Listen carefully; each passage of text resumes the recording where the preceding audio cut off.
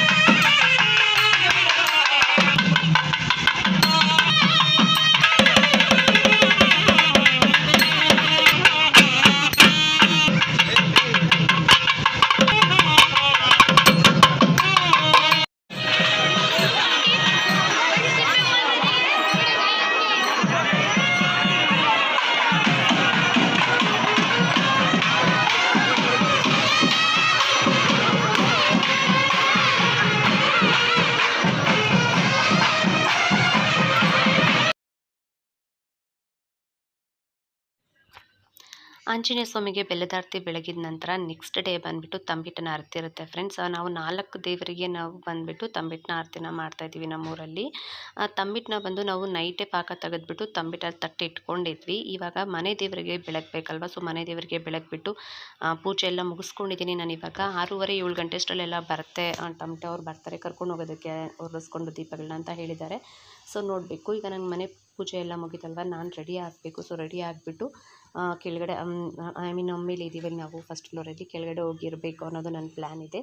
So ನೋಡ್ಬೋದು ಇವಾಗ ನಾವು ಫಸ್ಟ್ ಎಲ್ಲ ಮಾತಾಡ್ಕೊಂಡಿದ್ದೀವಿ ನಮ್ಮ ಮನೆಯಲ್ಲಿರೋ ಒಂದಷ್ಟು ಜನ ಎಲ್ಲ. ನಾನು ಫಸ್ಟ್ ದೀಪಕ್ಕೆ ನಾವು ಲಂಗ ದಾವಣಿನೇ ವೇರ್ ಮಾಡೋಣ ಅಂತ ಹೇಳಿಬಿಟ್ಟು, ಹಾಗಾಗಿ ಆ್ಯಂಡ್ ಗ್ರೀನ್ ಕಲರ್ ವೇರ್ ಮಾಡೋಣ ಅಂತ ಹೇಳ್ಬಿಟ್ಟು ಎಲ್ಲ ಅಂದ್ಕೊಂಡಿದ್ವಿ. ಸೊ ನಾನಿವಾಗ ರೆಡಿ ಆಗಿದ್ದೀವಿ, ಕೆಳಗಡೆ ಹೋಗ್ತಾ ಇದ್ದೀವಿ.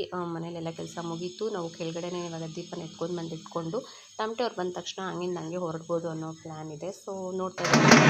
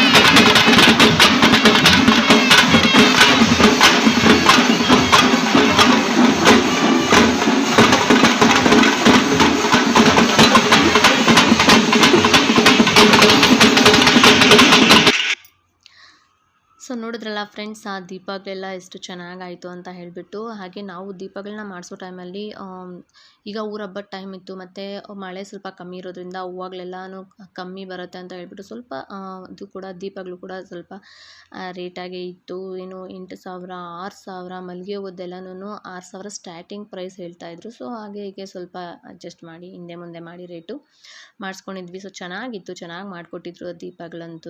ನನಗಂತೂ ತುಂಬ ಇಷ್ಟ ಆಯಿತು. ಒಂದಕ್ಕಿಂತ ಒಂದು ಎಲ್ಲರದು ಚೆನ್ನಾಗಿತ್ತು.